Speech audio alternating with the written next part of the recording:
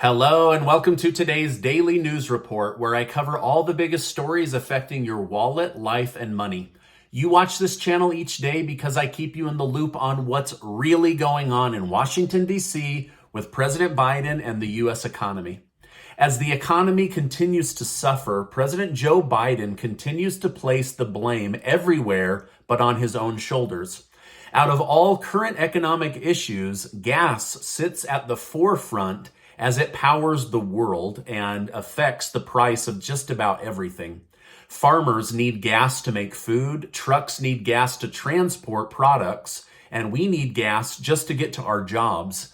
Biden says oil companies are to blame and sent them a scathing letter saying all the reasons why they are unpatriotic and why they are ruining the country and gouging the American people. But is this really true? And are oil companies the ones to blame? So I'm going to go through some information, and then the oil companies give President Biden 10 ways to lower the price of gas right away, and we will see if he does it. Now, if you've been on social media recently, you may have come across posts accusing Exxon Mobil of price gouging. The evidence the accusers use to support this comes from new data about their profits and how they nearly doubled compared to the previous quarter of 2021, which was 2.7 billion. The quarter one of 2022 was 5.5 billion. So 2.7 doubled is nearly 5.5 billion. That's where they got that. So all of that data is correct, but the context of it is wrong. Data from quarter one of 2021 was actually a fluke. Exxon Mobil doesn't usually do that bad. So they're actually comparing a month where they did really, really poorly as the economy reopened compared to a month when they're doing really, really well. The fact is, when you look at the next three quarters of 2021, they all amount to about $5 billion or so, right in that neighborhood. So even in the year of 2020, Exxon Mobil did over $22 billion, which is roughly 5.5 billion per quarter. So here's the crazy part. Exxon Mobil is still not actually profitable because they've been reinvesting and building out their infrastructure for the last 2 years. Here's what they had to say. Globally, we've invested double what we've earned over the last 5 years, $118 billion on new oil and gas supplies compared to net income of 55 billion. This is a reflection of the company's long-term growth strategy and our commitment to continuously invest to meet society's demand for our product. So when you dig in, they've actually been investing more money in building out their infrastructure than they ever have, and their profits are almost in line with what they've been, minus these crazy pandemic years. So is Exxon Mobil the one to blame, or other oil companies? Well, the American Petroleum Institute, which oversees all of the different oil companies, thinks otherwise. In their letter addressed to President Biden, they offered 10 ways in which the president could help bring down oil prices. These suggestions range from lifting development restrictions on federal land and water to dismantling supply chain bottlenecks. The list was pretty exhaustive and includes some very good ideas. Biden wants to think that he has no control over the oil prices, when in reality, he's now been given 10 things that he could do right now to bring down the price of gas at the pump. So will he do them? I don't know. I even found old footage of Chuck Schumer demanding Donald Trump bring down the price of gas when he became president. Schumer said the president has a lot of power to influence gas prices. However, now that Biden is in power, Schumer hasn't said boo about these ridiculously high gas prices or demanded they be lowered by Joe Biden. The Federal Reserve has just raised the federal fund rates by 75 basis points, which means the interest rates will go from 1% to 1.75% as banks lend money to each other. The federal fund rate non-directly affects the economy. When it goes up, the economy tends to go down. The rate hike comes just months after Jerome Powell, the federal chair, said the committee is not actively considering a rate hike of this size. With this being the new reality, many believe a further recession is now guaranteed. Stocks and crypto have both plummeted to new lows, only thought possible during a pandemic. If you are someone that has money saved up, it could be a good time to invest on the horizon, but as of right now, it's an absolute bloodbath. Now, if you've lost money in the market, you're not alone. Millions of Americans invested money in good companies this year because the Federal Reserve promised they would only raise rates by 0.25% each time they met. Now they're raising it by double or triple what they said, and it's catching everyone off guard, and the markets are absolutely plummeting. So the markets are red, red, red. Even among really excellent companies, the market is a bloodbath.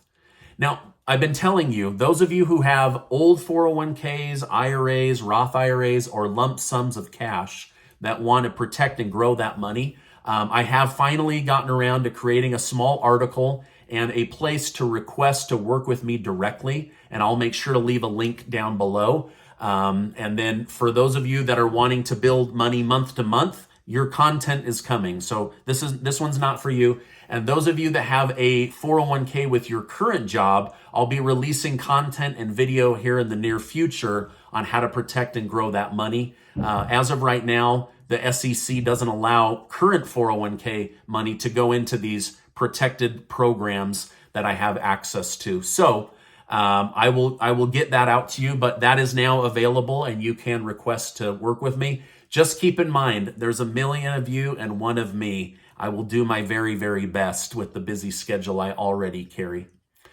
It's become obvious the Federal Reserve doesn't care how this new increase affects your retirement plan or your 401k. All the gains under Biden are now completely erased and more. It's very, very sad to see. So basically, any gains that were had under Biden have now all been wiped out. And this isn't unique to Biden, right? This happens. So he just happens to be the president right now, and the economy happens to suck right now. 56% of the country believes the United States is already in a bad recession, according to new polling data.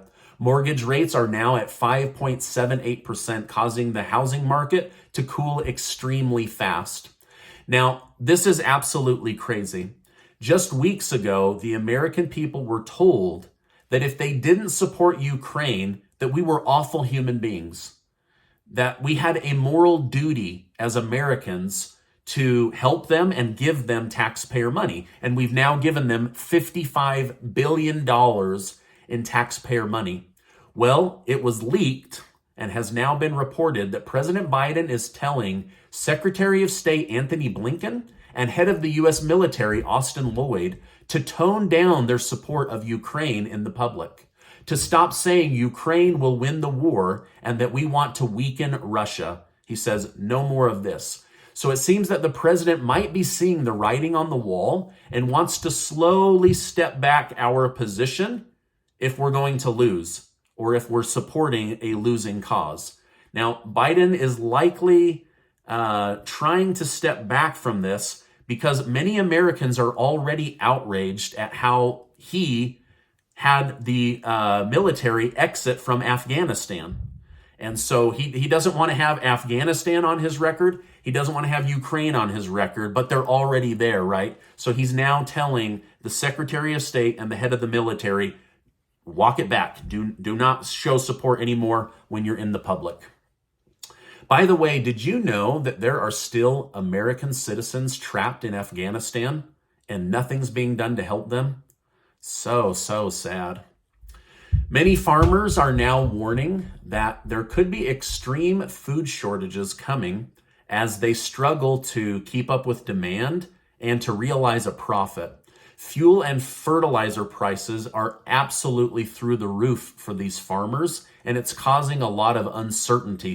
They don't want to go into tremendous amounts of debt if they're going to lose money, and yet that's the only way that they can get that food in the ground and then pull it out for us later. Farmers usually lock prices in for their supplies as it helps them to calculate their profits. However, many are finding this hard to do this growing season.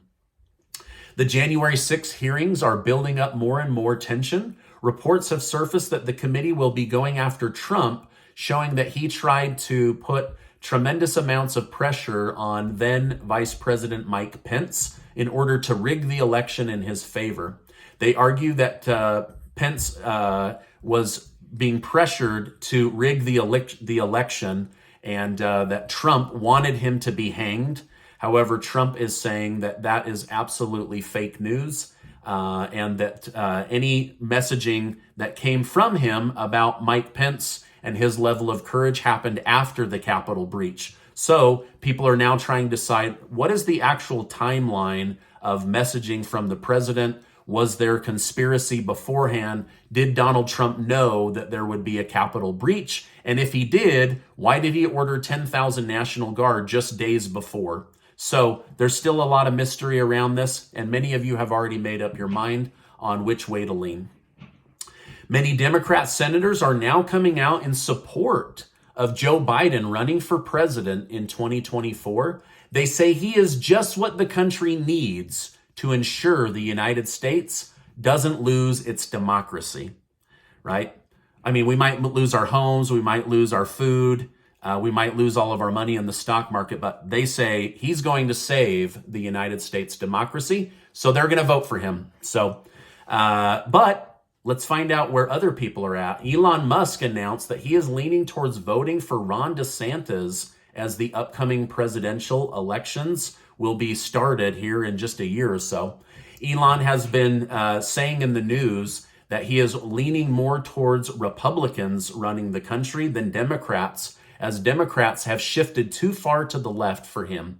Now, I'm curious to know, if Ron DeSantis and Trump won, who would you vote for, Trump or DeSantis? And if Biden runs, or AOC or Ro Khanna, those are the two main horses that the Democrats want to put forward, who are you going to vote for? Let me know your thoughts in the comments. All right, now, this is my update for today. As I know more, I will definitely come on and share more with you. Casey and I are trying to help out as much as we can, thanks to generous video sponsors. We're giving away $6,000 in cash. I'll also make sure to leave a link for that down below. Also, a reminder, if you have an IRA, a Roth IRA, old 401k, or a lump sum of cash that you want to protect and grow, I will leave a link. You can go read a little article, and then you can sign up to request to work with me directly. But just keep in mind how busy I am, but I want to help as many people protect and grow their money, and I explain exactly what I've done and how it affected my private clients off of YouTube. So I'll make sure to leave that link below. Hey, I just want to remind you that you are amazing, and I'll see you on the next video.